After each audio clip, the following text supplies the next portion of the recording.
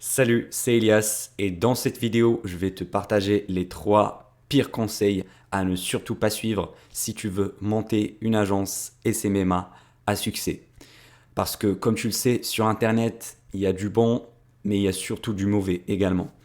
Et il y a plein de gourous dans le SMMA ou des pseudo-formateurs qui sont en train de donner de très mauvais conseils à des débutants et je reçois plein de messages de gens qui tombent dans ces pièges-là. Mais pourquoi ces gourous te donnent des mauvais conseils? Eh ben, c'est tout à fait logique. C'est parce que, premièrement, soit ils n'ont jamais eu une agence, ils n'ont jamais travaillé avec de clients et du coup, ils n'ont jamais eu une expérience sur le terrain et du coup ils te donnent des conseils juste pour te vendre une formation alors que eux-mêmes ils n'ont jamais eu une agence. Soit c'est parce qu'ils veulent te montrer que les choses sont très faciles, que tu vas gagner facilement de l'argent, tu vas signer des clients facilement et sans effort. Et encore une fois, c'est pour vendre plus de formations. Donc, il ne faut pas toujours suivre ce qu'on appelle des formateurs parce que la plupart d'entre eux s'en foutent royalement de ta réussite. Ils n'ont aucune expérience et leur seul vrai business, c'est vendre des formations. Le premier conseil à ne pas suivre, tu peux déléguer dès ton premier client.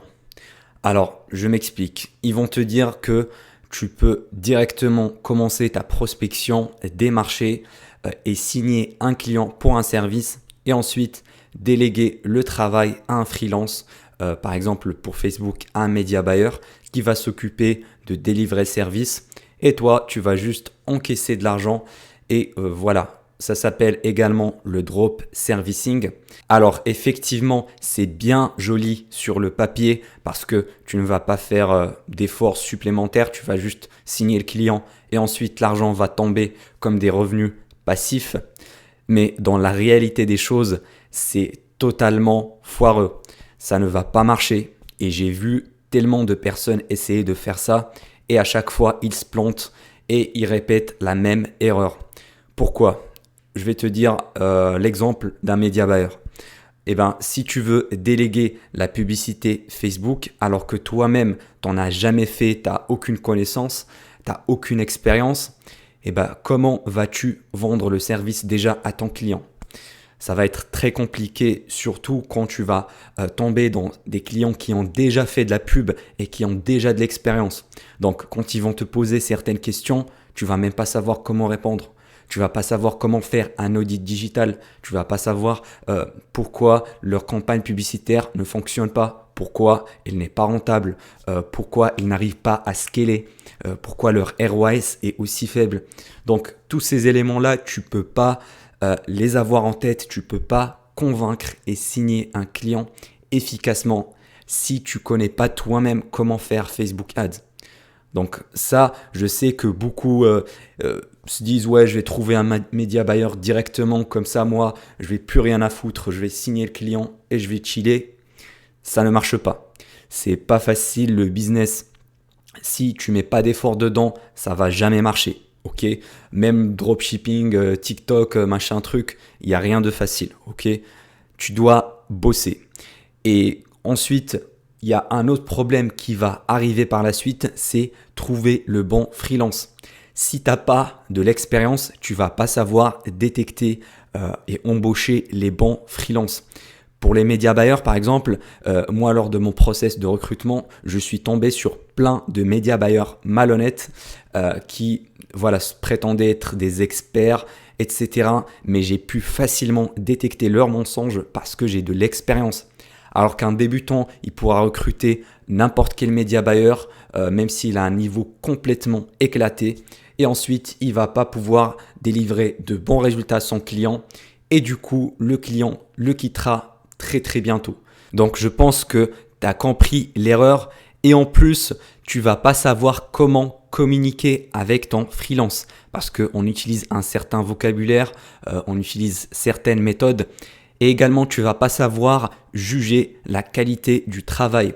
Si tu connais pas toi-même le service, tu vas pas savoir si ton freelance fait du n'importe quoi ou s'il fait le travail bien comme il faut. Parce que voilà, tu as des freelances qui vont se dire « Ouais, lui c'est juste un débutant, du coup je vais faire du n'importe quoi, il va pas s'en rendre compte. » Donc vraiment, mets-toi dans la tête que c'est pas facile de déléguer. Ok, il faut vraiment prendre ça au sérieux. Moi personnellement, j'ai commencé en faisant le service moi-même, mais par la suite, j'ai délégué. Et ça, c'est également important. Je dis pas que c'est impossible de déléguer. Bien sûr, il faut déléguer par la suite. C'est la seule chose qui va te permettre de scaler. Par contre, il faut déléguer après un certain niveau, après avoir délivré tes premiers, je dirais minimum 3-4 clients. Et ensuite, tu pourras recruter un freelance, un média buyer qui va faire le travail à ta place. Et du coup, tu vas te dégager plus de temps libre pour ta prospection, pour la vente. Et c'est comme ça que j'ai fait moi personnellement. Là aujourd'hui, je travaille avec 2 média buyers. Ils sont vraiment excellents, très performants. Mais avant d'arriver à ce point-là, j'ai dû passer moi-même par les tranchées. Donc il n'y a pas de voie facile, il n'y a pas de raccourci pour essayer de hacker le système. Non, ça marche pas. Et le drop servicing, ça ne fonctionne pas sur le long terme. Donc évite ça. Deuxième conseil à ne pas suivre, t'as pas besoin de te former sur ton service. Tu peux juste commencer la prospection, signer ton premier client et après la signature, là tu pourras te former sur comment lui apporter des résultats. Et ça, c'est totalement foireux. C'est vraiment une des pires erreurs parce que en croyant que tu vas signer rapidement un client, tu vas gagner beaucoup d'argent. Mais après, quand tu vas pas savoir comment lui apporter des résultats, il va te quitter et tu dois recommencer la chose. Donc, c'est pas du tout tenable sur le long terme. Et en plus, c'est pas du tout éthique.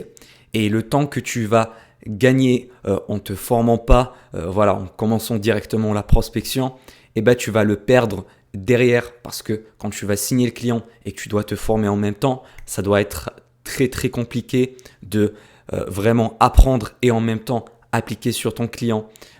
Surtout si tu as un job à côté ou si tu as des études à côté, c'est très compliqué de jongler entre les trois. Parce que si on décortique le business d'une agence SMMA, c'est très simple. C'est la partie prospection, donc pour générer des rendez-vous. Il y a la partie vente où on va closer les rendez-vous. Et il y a la partie délivrer le service. Ok ? Et beaucoup se concentrent juste sur les 2 premières parties et ils oublient qu'il faut délivrer un service haut de gamme, un service de qualité parce que c'est comme ça que tu vas vraiment scaler ton agence plus rapidement parce qu'un client satisfait, il va te recommander à son entourage. En plus, tu vas pouvoir l'utiliser comme étude de cas lors de tes prochains closings. Et en plus, tu vas avoir des revenus récurrents et tu vas le garder sur le long terme. Parce que pour atteindre les 10 000 euros par mois, les 20 000 euros par mois avec ton agence, c'est pas en signant un seul client et que tu le perds 2 semaines après parce que tu n'arrives pas à lui apporter les résultats que tu lui as promis. Donc c'est totalement foireux de faire comme ça. Et également, je vois beaucoup qui promettent des résultats chiffrés à leurs clients. Moi, je te déconseille de faire ça, ok? Sauf si tu as de l'expérience et si tu es vraiment sûr à 100% d'atteindre ces objectifs-là. Par exemple, moi, dans mon agence, je promets à mes clients des résultats minimum garantis que je mets sur le contrat. Donc, si on n'atteint pas cet objectif-là, je rembourse le client. Mais je fais ça parce que je suis sûr à 100% que je vais y arriver. Et jusqu'à aujourd'hui, j'ai jamais remboursé un seul client parce qu'à chaque fois, on dépasse les objectifs, on les explose. Donc, c'est pareil pour toi parce qu'il y a plein d'agences merdiques qui vont foirer la réputation des agences marketing parce que j'ai parlé plein de fois avec des prospects, avec des clients et ils me disaient que j'ai bossé avec telle agence, une fois qu'ils ont encaissé le paiement, après ils sont partis, à chaque fois que j'essaie de les contacter, ils me répondaient 48 heures, 3 jours après et en plus ils n'ont pas délivré le résultat qu'ils ont promis. J'étais tellement déçu à cause d'eux. Vraiment, tu as plein d'agences qui déçoivent leurs clients et ça c'est quelque chose de très regrettable. Donc, travaille sur ton service, travaille sur ta rétention client parce que c'est vraiment ça la beauté du SMMA. Pourquoi j'adore ce business et pourquoi je me suis lancé dessus, c'est parce qu'une fois que tu as signé un client à 2 000 euros par mois, tu peux le garder pendant 6 mois, 12 mois, 2 ans. Donc sur 2 ans, tu es quasiment garanti de gagner 2000 euros par mois pour un seul client. Donc c'est vraiment quelque chose d'incroyable. Le seul petit bémol, c'est la rétention. Si tu as un service foireux, tu vas avoir une rétention foireuse. Donc travaille sur ça. Si tu n'arrives pas toi-même à délivrer de bons résultats, eh bien entoure-toi de bonnes personnes. Forme-toi, continue de te former, de te perfectionner, ou bien cherche un expert, délègue à un freelance qui a plus d'expérience que toi.